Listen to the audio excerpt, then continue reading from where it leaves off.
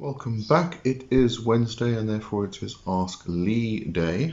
If you're not sure what this is, you can ask a question in the comments to the video, or if you're listening on the podcast, you can actually leave a voice note if you go to anchor.fm/DW Johnson.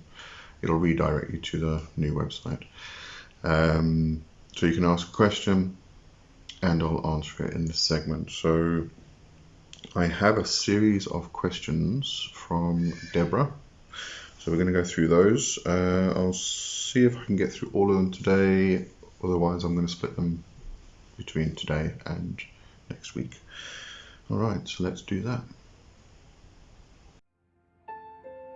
Welcome to my channel. You are entering the world of magic and mysticism with your host, Lee W. Johnson. Keep the lights on and help improve the channel by becoming a supporter for just $2.99 per month. Hit the join button. Okay, questions from Deborah. So the first one was, how do you close a portal? Now, this was mentioned last month in the video regarding the talking board. It was mentioned in one format at least. So when we talk about a portal, we're talking about opening a door between worlds. Okay. Now, when you cast a magical circle, when you lay a compass, when you are working in a ritual space that you are defining as your magic working, you are opening doors. You are inviting spirits into your space, or you are opening doors in order to go to their space, to their realm. But usually, let's just focus on the normal circle casting. So what you're doing is you're going to the quarters and you're opening doors so that spirits can come through, and you are shifting that space into or between the worlds, so to speak. Now, when you do that, as I said, you're opening doors. So when you finish with your ritual, your spell working, whatever you're doing in that space, what do? You close it. So what you do is you go the reverse, usually. You go in reverse from quarter to quarter or gate to gate, and you thank the spirits and you bid them farewell. And so this is really an opening and closing. And when we talk about a portal, there are various ways we can open a portal. We can do it this way, or we can open it by actually sort of slicing through the veil, opening it up. Then when we close it, we kind of do the opposite. What I tend to do is, when I open up, if I'm slicing and opening that way, then I'll open up, and then when I'm closing, I'll push the opening back together again. I'll close it, and then what I'll do is I'll direct a purple light that sort of, I'll do it with my fingers. I always work with these two fingers. So I point at the bottom of the rip, and then I kind of move up to the top, and I seal it as I move up. Okay, so that's closing a portal. If you are opening portals inadvertently, you're not knowing that you are opening them, then the best suggestion would be to learn what the portals feel like, what they look like. You can do this by going into just a normal meditative light trance state and locating them. And in order to locate them, you just reach out with your senses, and you'll start finding them, you'll start feeling them, you'll start sensing where they are, and then you can see what they look like. Then what you can do is close them, and you can do this physically, or you can do it mentally or astrally, whichever words we want to use, by just taking your hands and pushing it closed. And I usually use breath work as well, so I'll breathe in, and then as I'm breathing out, I will forcefully, when you actually do this, you'll feel there's a tension to it. It kind of pushes back. So it does, you do have to kind of force it, and it's not just a case of, doing that. You do end up feeling it, you feel the pushback, and you have to force it closed. Okay, kind of like if you've got an open door on an extremely windy day and the wind's blowing through the door, and you're trying to push the door closed, you get that pushback from the wind. So you keep forcing it until you close it. But now, obviously, any kind of work you do where you're working with spirits, as I said, it can be a magical circle, where you're just doing a normal circle casting. It can be calling them into your space without the circle. Whatever it is, you need to end it. So you start the session by calling, which opens, and then you end it by closing, or bidding them farewell, wishing them a safe journey home, whatever that is, whatever that looks like. If the spirit doesn't want to go, then you force it to go. You say goodbye. We are ending. This is an ending. This is closed. We have finished here, and you send them back. And then through that actual practice of saying thank you, bye, this is finished, we've ended our session, you go back, I go back, that's closing. Okay, so that really is the closing. Let me just get to the next question. How do you know when you are connecting with a deity? Do you feel them? Do you see them?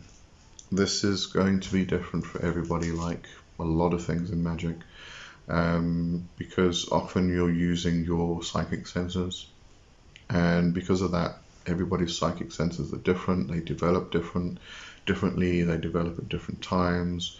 Some people it will come easy to. Other people they have to work at it and practice. But how do you know when you are connecting with a deity? They will reach out to you, and you will, I'm going to have to say that over time you will know. Something that I was reading earlier, how do you know when you've picked the right mantra? The answer was, how do you know when you've fallen in love? Okay, so this is really it. I mean, it's a feeling. It's a connection that you know you've got, that you just know. There's no kind of basic, X, Y, and Z rule to it. It really is just that you know. Do you feel it? Do you see them? That's going to depend on your own senses. I do feel it. I see them astrally, with my inner eye, with my inner vision, or I will move into the inner temple, or move into their realm, and I will see them and interact with them that way. Physically, do they physically manifest in front of me? No, they don't. That is rare, and quite frankly, I don't see much of the point except for just confirming your own abilities, and I don't have a need for that, so I don't ask them to physically manifest, so they don't. So you will often get a feeling, and it could be an emotion, it could be an emotional connection. You could feel it physically. I have felt them physically, so in a sense that is a physical manifestation. They brush past me, they envelop me. There's an energy that you feel around you, and that can often be a very tangible physical feeling or visceral feeling.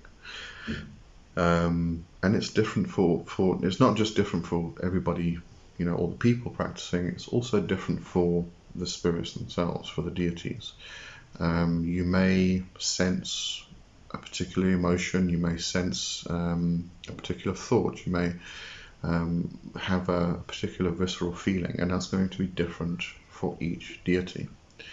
So it's really down to, you need to practice and get used to it. Okay, next question, if I can get to it. Should one use a white candle with a bowl of water? You don't have to. There is no you have to do this or you have to do that. The basic idea is that if you're setting up an altar for the first time, or you just want to go really simple, then just use a bowl of water or a cup of water or a mug or a glass or something, a container of water, and a white candle. These are your basics. The water holds energy which gets transferred, and it becomes an offering to the spirits that you're working with. And the white candle is very much kind of like a trigger. You light the white candle, you sit down, you do your work, or it is lighting the way. We can put it that way. Do you have to use a white candle? No, you don't. Mostly, or the main reason we would use a white candle is because it incorporates all of the colors on the light spectrum. So if you were to take all of the colors of light, remember light is different to pigment. So if you take all of the colors on the light spectrum and you combine them, you get white. So this is why we often use white. It's just a representation of everything, of all within the light spectrum.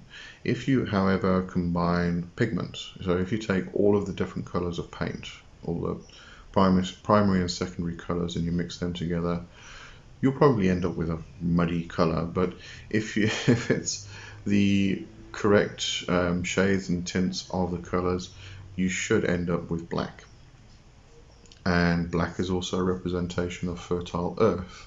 So we can use that as a representation of the Earth Mother herself. And therefore, if you want to work with that aspect, if you want to work with the land, then you can use a black candle. However, if you want to have a representation of your own zodiac sign, you can use a color which represents that zodiac sign. If over a period of time you're working with a particular planetary element or planetary force, you can pick the color which represents that planet. So if you, every now and again I will work with Mars, for instance, because I need to do appeasement with Mars, then I'll put a red candle on my altar and I'll work with Mars for a while. But you know, over a period of time that will come to an end, the work is done, and I'll move on to something different. So I'll use a different color of candle to represent something. If I'm not working on anything particular, I'll probably just put a white candle on there. So it doesn't have to be a white candle. It's just one of those things that we usually do because it represents all of the colors within the light spectrum. And you know, we just say, take a bowl of water and take a white candle. White candles are usually more attainable. If you walk into any shop, you'll be able to find a white candle, whereas the other colors in some shops can be a bit more difficult. So white candle's easier to get. It represents all of the colors on the light spectrum, and it gives you something to light and create that. You know, the light on the candle can represent many things. It can also represent the bringing of gnosis, the bringing of knowledge, the light betwixt the horns. So there's lots of representations which you can apply to the candle itself and the light of the candle. So I think that answers that one. I think there was one more from Deborah. Yes. What are those brown beads you wear around your neck? How do you use them? Okay, so that's a mala or japa mala. Right, let me actually take it off. If I can get it off in one sweep. Here we go. Okay, so this is a japa mala or mala bead. This is used for mantra meditations. So a mantra japa is the recitation of a mantra, or just usually called japa or jap. Now you can count on your fingers, which I'll show you just now, but what this does, this is a mala consists of 108 beads, and 108 is a very divine number. You can play around with 108. You can construct encyclopedias that you can pick apart what the number 108 represents. So 108 is a very divine number. Now, what you do with this is you start with this bead here. Right, let me just stick that up there. So you'll see there's a bead with a tassel on. This is actually the 109th bead. It's called the Guru bead. So the tassel represents the spiritual connection to divine self, higher self, such things.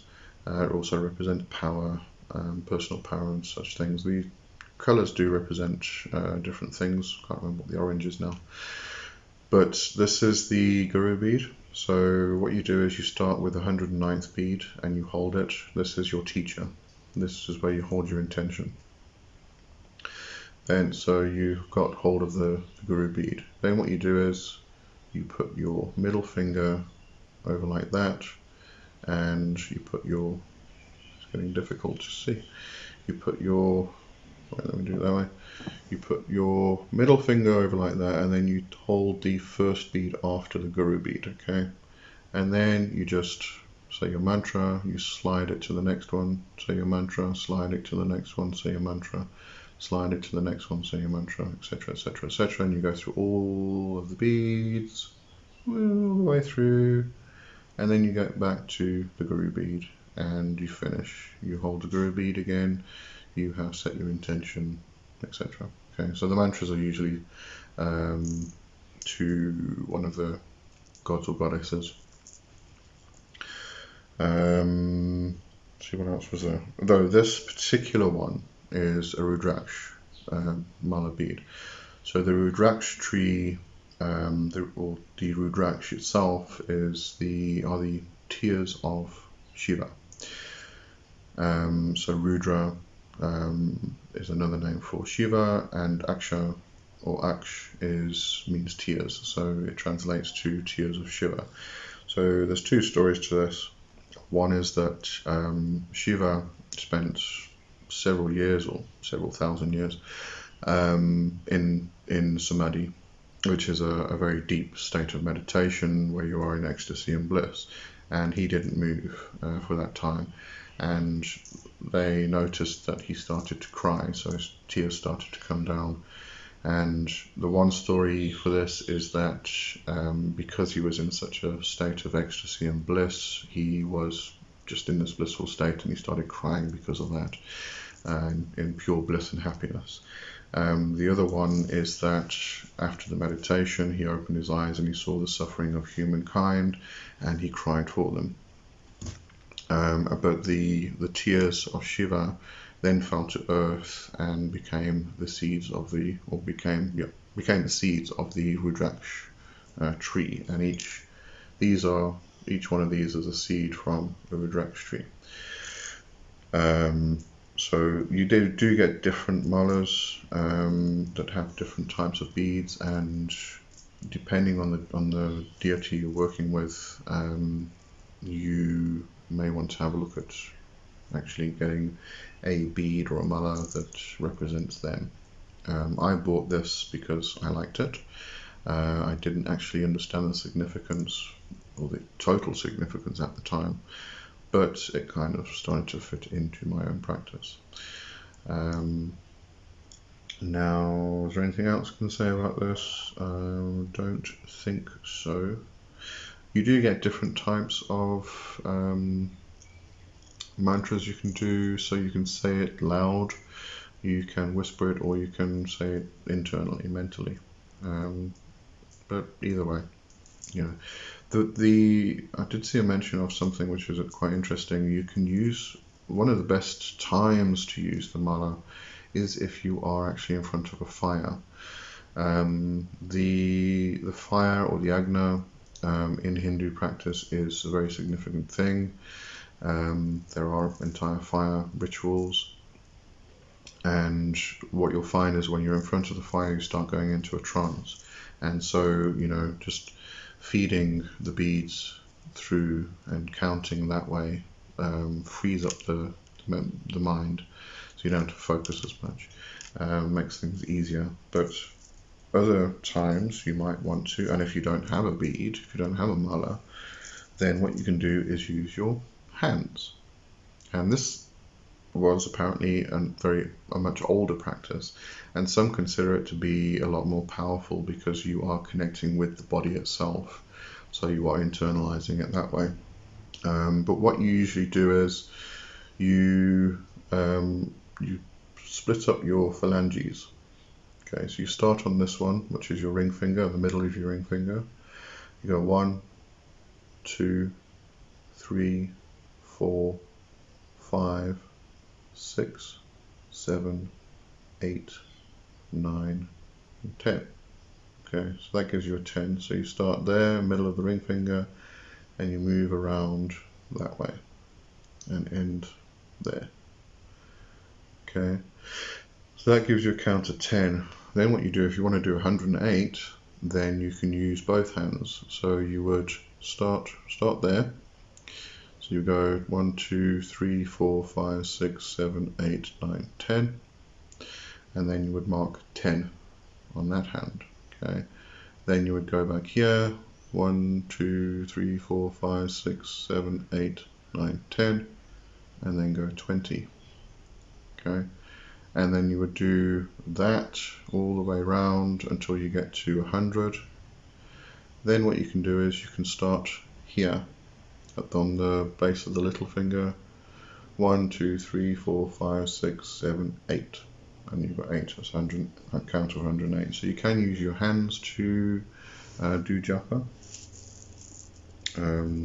But yeah. Alright, so I think we've gotten through all of Deborah's questions today. Let me just double check there isn't another one. Did that one? No, then it's a bunch of other people's questions. Alright, so I'm going to end today's video here. Have a good one, and I will see you next week. Cheers for now. Bye bye.